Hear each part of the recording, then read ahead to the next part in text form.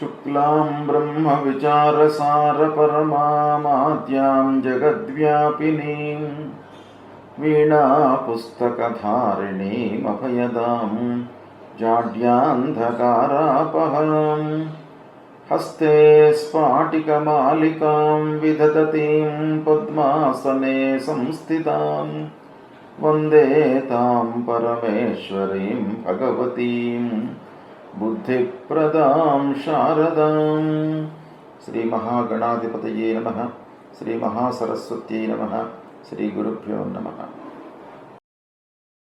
2024 సంవత్సరం ఆగస్టు మాసంలో సింహరాశిలో జన్మించినటువంటి వారికి గోచార ఫలితాలు ఎలా ఉంటాయో తెలుసుకుందాం. సింహరాశిలో జన్మించినటువంటి వారికి ఈ ఆగస్టు మాసంలో ముఖ్యంగా గ్రహస్థితి, సూర్య భగవానుడు ద్వాదశ జన్మస్థానాల్లో సంచరిస్తున్నాడు. గోచార రీత్యా ద్వాదశ స్థానము, జన్మస్థానము ప్రతికూలమైనటువంటి స్థానాలు. అంటే సూర్యుడి యొక్క సంచారం ప్రతికూలంగా ఉంది. అయితే మిత్రక్షేత్రము, స్వక్షేత్రాలలో సంచరిస్తున్నాడు గనక కొంతవరకు ఈ ప్రతికూలత తగ్గే అవకాశాలు ఉంటాయి. ఇక అంగారకుడు ప్రారంభం నుండి 26వ తారీఖు వరకు వృషభ రాశిలో సంచరిస్తున్నాడు. ఈ వృషభ రాశిలో సంచారము దశమ స్థానం అవుతుంది. దశమ స్థానం ప్రతికూలం. తదనంతరం ఏకాదశంలోకి ప్రవేశిస్తున్నాడు, 11వ స్థానంలోకి ప్రవేశిస్తున్నాడు. అది అనుకూలంగా ఉంటుంది. ఇక బుధుడు జన్మస్థానము ద్వాదశ స్థానంలో సంచరిస్తున్నాడు, అనుకూలంగా ఉన్నాడు. బృహస్పతి గురు భగవానుడు దశమ స్థానంలో సంచరిస్తున్నాడు. దశమ స్థానంలో సంచరించడము ప్రతికూలమే అయినప్పటికీ సింహరాశి జాతకులకు పంచమాధిపతి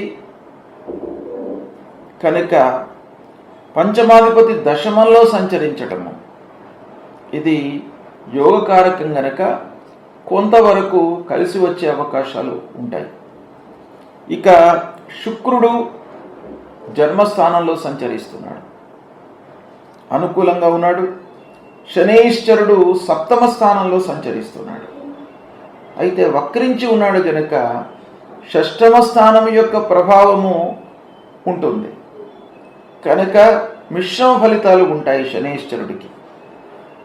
అంటే కొన్ని విషయాలలో షష్టమ స్థానానికి సంబంధించినటువంటి ఫలం కూడాను కలుగుతుంది. గోచార రీత్యా డైరెక్ట్గా సప్తమ స్థానంలో ఉన్నాడు కనుక కొంత ప్రతికూలతగా ఉంటుంది. ఓవరాల్గా చూసినట్టయితే శని భగవానుడి యొక్క ఫలితం మిశ్రమంగా ఉంటుంది. ఇక రాహువు మట్టుకు అష్టమ స్థానంలో ప్రతికూలంగా సంచరిస్తున్నాడు. రాహువు ప్రధానంగా ప్రతికూలంగా ఉన్నాడు సింహరాశి వారికి. కేతువు కూడాను 2వ స్థానంలో ఉన్నాడు, ప్రతికూలంగా ఉన్నాడు. ఈ విధంగా గ్రహస్థితి ఉంది. ఓవరాల్గా మనం చూసినట్టయితే సింహరాశి వారికి గ్రహస్థితి ప్రతికూలంగానే ఉంది. ముఖ్యమైనటువంటి గ్రహాలు బృహస్పతి, శనైశ్చరుడు, రాహువు, కేతువు. ఈ గ్రహాలు ప్రతికూలంగా ఉన్నాయి. అంగారకుడు కూడాను 26 వరకు ప్రతికూలంగా ఉన్నాడు. సూర్య భగవానుడు కూడాను ప్రతికూలంగానే ఉన్నాడు.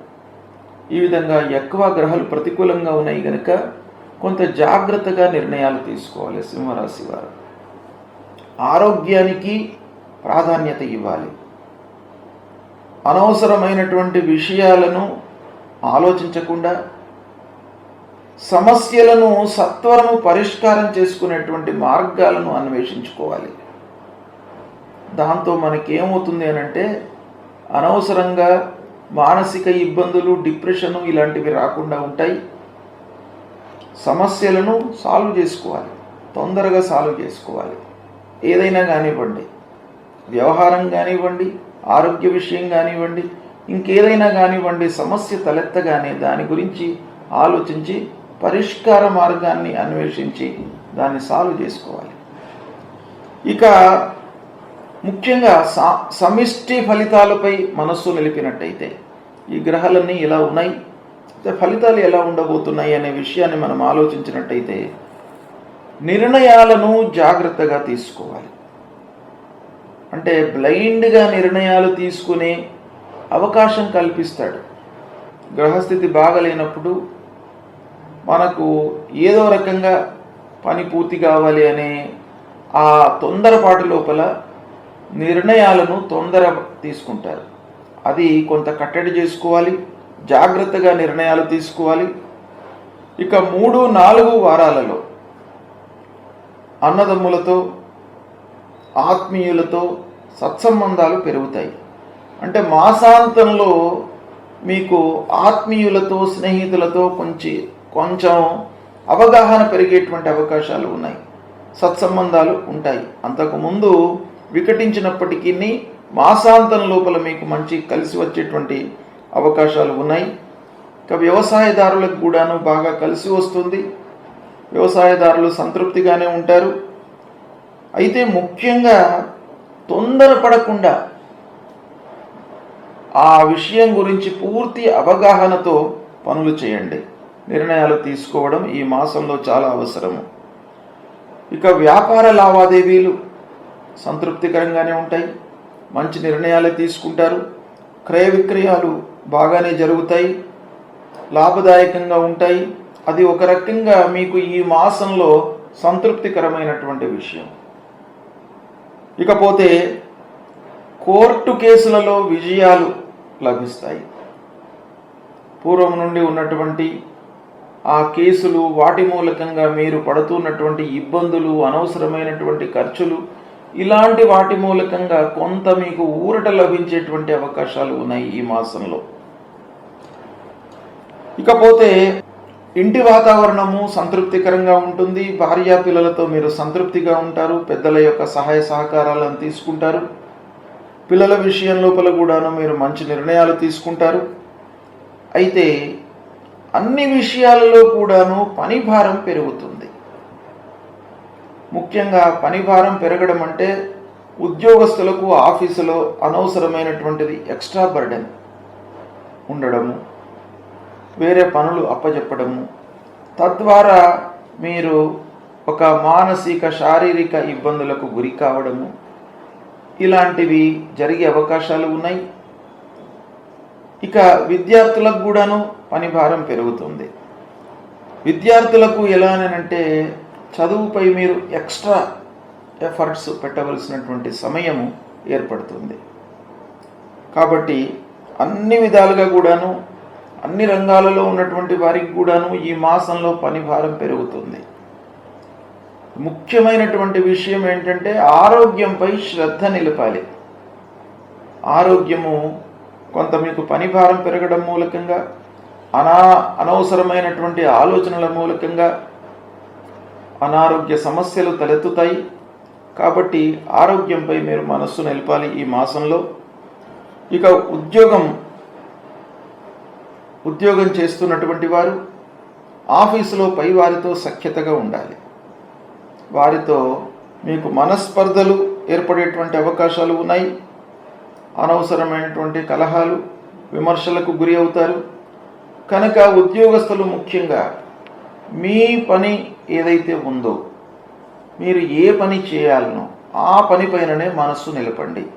అనవసరమైనటువంటి ఎక్స్ట్రా విషయాలలోకి వెళ్లకుండా, ప్రతి విషయంలో తలదూర్చకుండా, మీకు అసైన్ చేసినటువంటి వ్యవహారం ఏదైతే ఉందో దాన్ని సరి అయినటువంటి సమయంలో మీరు పూర్తి చేయడానికై ప్రయత్నాలు చేయండి.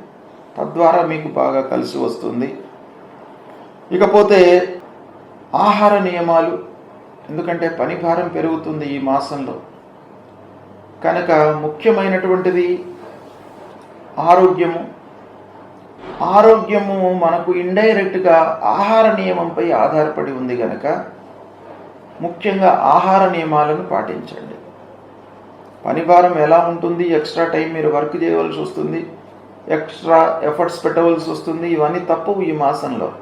అయినప్పటికీ మీరు సమయానికి తినడము, దానిపైన మనసు నిలపండి. కొంతవరకైనా కూడాను మీకు సమస్యలు తగ్గేటువంటి అవకాశాలు ఉంటాయి. ఇక ప్రారంభించినటువంటి పనుల్లో ఆటంకాలు గోచరిస్తున్నాయి కనుక మీరు ఎక్స్ట్రా ఎఫర్ట్స్ పెట్టాలి ప్రతి విషయం లోపల కూడాను. ప్రతి విషయాన్ని కూలంకషంగా మీరు ఆలోచించి దాన్ని సమయం లోపల పూర్తి చేయడానికై మనస్సు నిలపండి. తద్వారా మీకు విజయం చేకూరుతుంది. ఆలస్యాన్ని కొంత కట్ డౌన్ చేసుకోవడానికి అవకాశాలు ఉంటాయి. కాబట్టి పనిని క్షుణ్ణంగా మీరు చర్చించి ఆలోచించి ఒక ప్రణాళికాయుతంగా ప్రారంభం చేయండి. ఇక ఆర్థిక ఇబ్బందులు తప్పవు. అయితే సింహరాశి శనీశ్వరుడు సప్తమంలో ఉన్నప్పటికీ వక్రించి ఉన్నాడు కనుక కొంత ఆర్థిక ఇబ్బందులు ఉన్నప్పటికీ పనులకు సరిపడ మీకు డబ్బు అందే అవకాశం మట్టుకు గోచరిస్తుంది. కానీ ఆర్థిక ఇబ్బందులు ఉంటాయి. కొంత సమయానికి డబ్బు చేతికి అందుతుంది. తద్వారా కొంత సంతృప్తిని పొందినప్పటికీ పెద్ద విషయాల్లో మీకు చేతిలో డబ్బు కొరత అనేటువంటిది బాగా కనబడుతుంది. తద్వారా కొన్ని పెద్ద కార్యక్రమాలు మీరు చేపట్టినట్టయితే ఆలోచించి మీరు ప్రారంభించండి. ఇక శుభకార్య ప్రయత్నాలలో ఆత్మీయుల యొక్క సహకారం లభిస్తుంది. మీకు బంధువర్గం యొక్క సహకారము, దగ్గరి వాళ్ళు, అన్నదమ్ములు, వీళ్ళందరి యొక్క సహాయ సహకారాలు మీకు శుభకార్యాల విషయంలో మీకు అందుబాటులో ఉంటాయి. వాళ్ళందరూ కూడాను మీకు సహకరిస్తారు. ఇక రావాల్సినటువంటి డబ్బు మీరు పూర్వము రుణ రూపకంగా ఎవరికైనా కూడాను మీరు ఇచ్చి ఉంటే అది రావడంలో కొంత ఆలస్యం కనబడుతుంది. అయితే 1కి 4 సార్లు మీరు వాళ్ళను అడగడం మూలకంగా మీకు అందే అవకాశం ఉంది. మీరు వేరేగా భావించకుండా రిపీటెడ్గా అడగడమే ఈ సమస్యకు పరిష్కారం కనుక మీరు అది చేయండి. మీ డబ్బు మీకు తిరిగి వస్తుంది. ఇక ఆకస్మికంగా కొన్ని ఖర్చులు, ఇబ్బందులు కనబడుతున్నాయి. అనవసరమైనటువంటి ఖర్చులు, ప్రయాణాల మూలకంగా, రిపేర్ల మూలకంగా, వాహన రిపేర్ల మూలకంగా, వేరే మిషనరీ రిపేర్ల మూలకంగా అనవసరమైన ఖర్చులు మీకు ముందుకు వచ్చే అవకాశాలు బాగా కనబడుతున్నాయి కనుక వీటిని కొంచెం తగ్గించుకున్నట్టయితే కొంతవరకు మీరు ఆదాయ స్థితిని రెక్టిఫై చేసుకునేటువంటి అవకాశాలు ఉంటాయి. ఈ విధంగా గ్రహస్థితి ఉంది సింహరాశి వారికి. వీటి ఫలితాలు ఎక్కువగా ఆలోచించినట్టయితే మనకు ప్రతికూలతని ఎక్కువగా కనబడుతుంది. కనుక ముఖ్యంగా ఈ సింహరాశిలో జన్మించినటువంటి వారికి ఈ ఆగస్టు మాసంలో ప్రధానమైనటువంటి గ్రహాలు గురు, శని, రాహువు, కేతువు ప్రతికూలంగా ఉన్నారు. సూర్య భగవానుడు ప్రతికూలంగా ఉన్నాడు. అంగారకుడు ప్రతికూలంగా ఉన్నాడు. కాబట్టి సూర్య భగవానుడి నిమిత్తమై సూర్య భగవానుడు దశమ స్థానంలో సంచరిస్తున్నాడు కనుక ఆ బృహస్పతి నిమిత్తమై మూలమంత్రాన్ని పారాయణం చేసుకోండి. ప్రతినిత్యం కూడాను జపించండి. దేవానాంచ ఋషీణాంచ గురుం కాంచన సన్నిభం వందనీయం త్రిలోకానాం తన్నమామి బృహస్పతిం అనేటువంటి ఈ మూలమంత్రాన్ని ప్రతినిత్యం కూడాను మీరు జపించండి. గురువు యొక్క అనుగ్రహం లభిస్తుంది. తల్లిదండ్రులను సేవించండి. వాళ్లకు కావలసినటువంటి సపర్యలు చేయండి. వాళ్ళు చెప్పినట్టుగా వినండి. వారికి అనుకూలంగా ఉండడం మూలకంగా మీకు వారి యొక్క దీవెనలు లభిస్తాయి. సద్గురువులను సందర్శించుకోండి. గురు చరిత్ర పారాయణం చేసుకోండి. ఇక శనీశ్వరుడు సప్తమంలో ఉన్నాడు కాబట్టి ఆంజనేయ స్వామిని దర్శించుకోండి. నవగ్రహ దేవాలయానికి వెళ్ళండి. అష్టమ స్థానంలో రాహువు సంచరిస్తున్నాడు. రాహు, కేతువులు ముఖ్యంగా ప్రతికూలంగా ఉన్నారు కాబట్టి ఈ మాసం మొత్తం కూడాను మీరు అమ్మవారి దేవాలయానికి వెళ్ళండి. అమ్మవారిని సందర్శించుకోండి. అమ్మవారికి సంబంధించినటువంటి శ్లోకాలు దుర్గా సప్తశ్లోకి అనేటువంటిది ఉంటుంది. 7 శ్లోకాలు ఉంటాయి. అవి ప్రతినిత్యం కూడాను మీరు పఠించినట్టయితే అమ్మవారి యొక్క అనుగ్రహం లభిస్తుంది. అన్ని విషయాలలో మీకు అమ్మవారి యొక్క అనుగ్రహం లభిస్తుంది. భయం లేకుండా మిమ్మల్ని కాపాడుతుంది. ఆదాయ పరిస్థితిని ఇస్తుంది. ఆదాయాన్ని ఇస్తుంది. తర్వాత ఆరోగ్యాన్ని ఇస్తుంది. మానసిక ఇబ్బందులు లేకుండా మీకు అమ్మవారు కరుణిస్తారు. కనుక అమ్మవారి దేవాలయానికి ఈ మాసం తప్పకుండా వెళ్ళండి. మీరు ఆగస్టు మాసంలో ఆంజనేయ స్వామిని, వినాయకుడిని సందర్శించుకోండి. ముఖ్యంగా అమ్మవారిని సందర్శిస్తున్నటువంటి సమయం లోపల మీరు ఏకాగ్రతతో, నిశ్చలమైనటువంటి మనస్సుతో అమ్మవారి ముందు నిలబడి స్తోత్ర పారాయణం చేసుకోండి. లేదా అమ్మవారి దేవాలయం ప్రాంగణంలో ఎక్కడైనా కూడాను కూర్చొని నిశ్చలమైన మనస్సుతో దుర్గా సప్తశ్లోకి పారాయణం చేసుకోండి.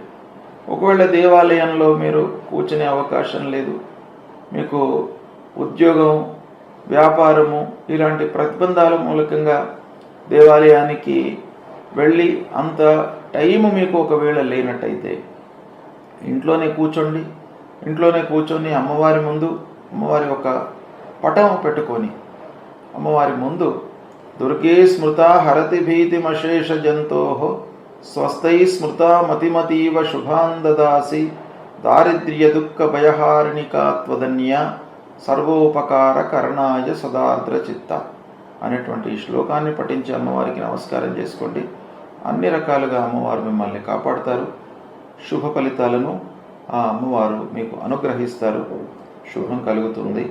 తప్పకుండా ఈ పరిహారాలు చేసుకోండి. శుభం.